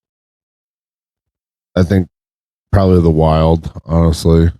Not just saying because that I'm a Wild fan, but the Wild, they sure seem to, they're wanting to win now. Yes. Well, and Quinn Hughes, I mean, getting the Quinn Hughes is huge. It was so huge. That was a huge trade. Yes. I mean, we've been a team now 25 years. I said that before, and I don't think we've ever been to a Stanley Cup yet. Is it 25 or 26? It started in 2000. Yeah, 26 now. 26 so this is 26th season. Okay. Yeah. And then I remember, like, back in, I don't know, the Kane days of Blackhawks, we'd run into the damn Blackhawks first round. Yeah, we're done. Get mowed down in seconds. Mowed down. They losers, did that to the Blues a lot, too. Yeah. The losers, I would probably have to go with the Oilers, honestly. Like, the goalie swap, come on. You guys totally missed the mark. Right. They could have done, like you said, a lot more to be more competitive or whatever, and build around McDavid and stuff. My dark horse of I would have to probably go with the Blue Jackets, honestly. Okay, that's a good pick. Yeah. What about you, Trenton? Oh no, finish up. Oh, sorry. And I think the Ducks are gonna surprise some people, honestly. Yeah. Yeah, I think Joe Quenneville there really solidified that team. I mean, absolutely. And then you look at the young talent. I mean, what is it? Sesnek or I just Bennett Senecki. Senecki. I watched him get his hat trick over there in Calgary. I mean, great kid, but he's a solid talent. You look at that young nucleus; they have great talent around them, and they made some big moves. I want to say it. I mean, the biggest losers I think are clearly the Blues and the Canucks. Hands down, absolute losers. Biggest losers I've ever seen. Huge. Just absolute atrocious. Atrocious bad. Like, the Blues have been bad all season, but I felt like you could have blown that thing up and kept some of the talent that you had. The Canucks the same exact way. You have Quinn Hughes. That's a guy you could build your team off of. Watch the Wild. Right, they just did it. Like, and now you're getting rid of Myers. Let's get rid of Dimko. Let's get rid of everybody. Just sell the whole thing. And you might as burn well it to now. the ground. I mean, the Blues, they did the same thing. They really got rid of a lot of guys. I'm surprised the piano's still over in this arena. Yeah, right. Got rid of everything. Yeah, the washer and dryer, don't forget. Don't forget them. Throw them in there with it. The winner, I feel like in this one, I feel like that Kadri one just pushes the Avalanche over the top. I mean, before that, I would have taken the Wild just because Quinn Hughes was such a phenomenal trade early on, and it's completely changed the trajectory of that team. But I feel like Kadri, that team, it feels like with the lumberyard, you guys went out and got Wedgwood and Blackwood over the last few years. You guys have gotten really good young nucleus. and then you have McKinnon, Landeskog's finally back. You're getting Kadri. It feels like that team is all the way back again. You are building the old Stanley Cup winning Avalanche team with some of the same pieces that you had. Right, and right. You're pushing that. The team I felt like should have done more, and it just proves that they're a bunch of losers, is going to be the Carolina Hurricanes. I feel like, what the heck are you doing? You have been in the Eastern Conference Finals, and you've gotten swept multiple times, and you finally have a chance to go out and get some talent that you need to get, and you just rest on your laurels? What are you doing? They basically did nothing. That's exactly it. They just proved to me that they're not serious about winning hockey games. They're not serious about winning the Eastern Conference. They're not serious. The luckiest thing that they have going for them right now is the Panthers aren't going to be in the dance. But guess what? You're going to get bounced by the Lightning. Congratulations. Yeah. Well, I mean, the one move they made was Nick Deloria, which, he's an enforcer. He's a good player, but that's it. Yeah, they didn't do anything that they needed. They get him, but you just got rid of Burns in the offseason, and he goes to the Avalanche. Who's the more serious team here? Yep. The Carolina Hurricanes, I feel like, not only did they not do anything, the worst thing that they could have done was step on a landmine and watch it blow up, and they sure as heck did that because they just watched everyone else get better around them, and they said, "Oh, we're good enough." Yep. Sure sounds like the Twins management. Yeah. I would say the really aggressive teams this year were the Avs, the Stars, the Wild, and the Ducks. Yeah. Well, and they went out. Those are the teams that are actually serious. Right. They went out and they were like, "This is what we need. This is what we're getting. I don't care where we get it from, but we're getting it, and we're going on a run. We're going to the Stanley Cup." One of those 4 teams is going to be in the Stanley Cup. Unfortunately, all 4 of them are in the West, so not 2 of them can make it. But those 4 teams really were like the aggressive. Let's go get exactly what we need. We're shoring this team up now, and we're going on a run, and we're going to win a cup. Yep. I feel like the strategic sellers, like teams that sold with a purpose, and I'm going to kind of contradict myself here a little bit because I said the Blues were the losers, right? But I feel like they had a strategy. They had a strategy. I just don't feel like they executed it to perfection. Right. Like, I agree with you. They are the biggest losers because they needed to sell talent. Right. But I think you choose the wrong talent. Exactly. And then you got the wrong prospects for the talent. Right. I feel like on the hindsight, the Flames did exactly what they should have done. They got rid of the talent, and they got way better picks, way better compository picks. They made solid moves. Like, the Blues should take a masterclass from them because the Flames got what they needed for their picks. They still have good players around them, and the Blues were just like, we're going to get rid of everybody and not really have a game plan to go. Yeah. And it felt like the exact same thing with the Canucks, but I feel like the Canucks was just a step worse than the Blues. Like, they have good talent, and they don't know how to coach. They don't know how to GM. I don't know what the deal is. Yeah. Maybe they're still all high from the flames from burning down the city. I don't know. Maybe, yeah. I would definitely say the teams that had a strategy, and granted, some of them didn't execute it properly, but they definitely had a plan. Like, we are going to sell. We're going to sell talent, get draft picks, get some prospects. We're going to start rebuilding. Blues, Flames, Blackhawks. They all went in with a plan. They, for the most part, they all executed it. The teams that really did nothing, the Hurricanes and the Golden Knights. I don't think the Golden Knights, did they make any moves at all? I really don't think so. I mean, they may have both made of them a move, felt like they just twiddled their thumbs and said, "We're good enough to win our division, but we're not really serious about winning the playoffs." I mean, I think they made a move or two, but it was nothing significant. And it's kind of weird because the Knights are usually really active at the trade deadline. This is where they go and they get guys like, "Hey, we're going on a run this year. We're going to try to win it again."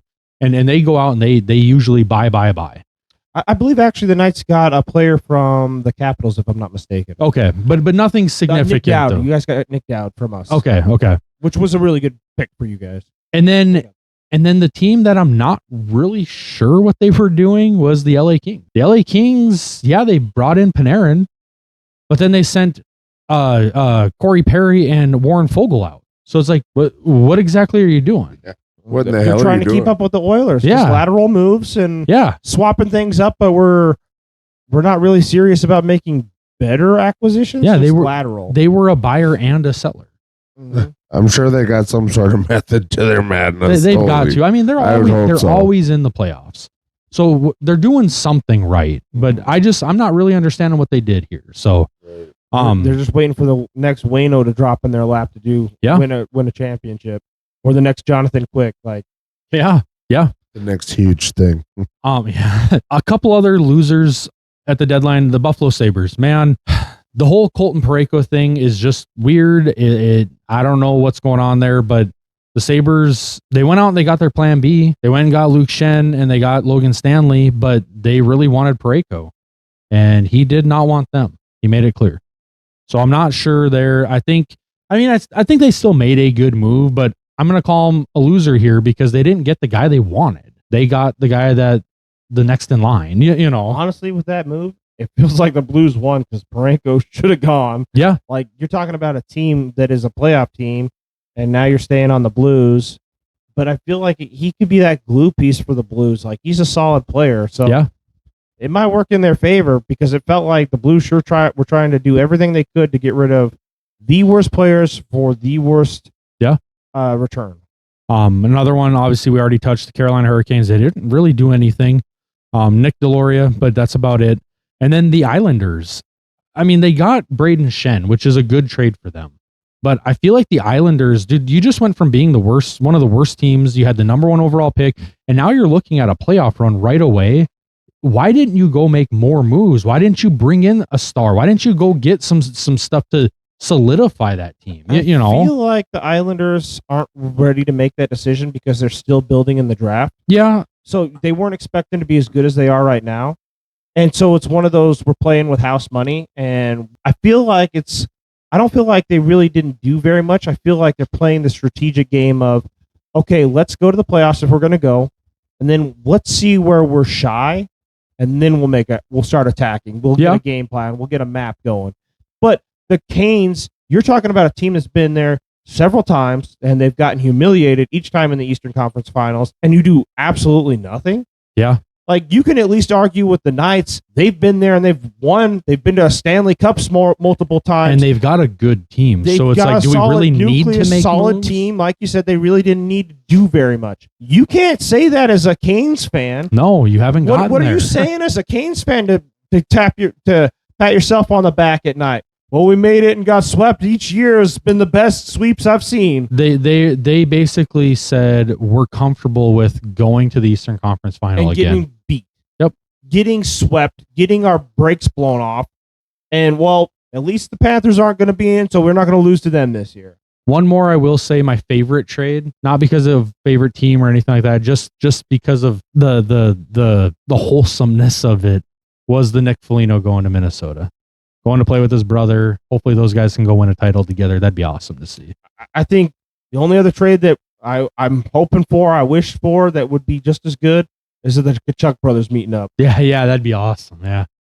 Anything else you guys wanted to add here? I think every team did what they needed to do, and yet some better than others, obviously. Right, yep. And, it seems like everybody's got their method to their madness. Well, at least we hope so. Yeah. I mean, it's always easy from the outside looking in. Yep. I'm not a GM, and maybe there's a reason why. I don't know. Yeah, we're not making millions of dollars but to make these decisions. But yeah, that's all I got. I heard there's a piano up for trade from the Blues. Yeah? Does it come with a dryer and a microwave? Well, it comes with a fresh sheet of ice. Well, if you guys are enjoying the content, we say it every time, but make sure you subscribe to the channel. It helps us out a lot. Hit the like button. That helps us out a lot too. Leave some comments. I want to know what your guys' favorite trades were. Tell us your favorite team, what they did, what you liked, what you didn't like. Let us know on that. We can talk about it in the next episode. We like talking about the community. We like getting you guys involved as well. So if you guys are liking it, like I said, subscribe, like the video, leave a comment, and thanks for watching. Check us out on the next one. Thanks. Peace. Peace out.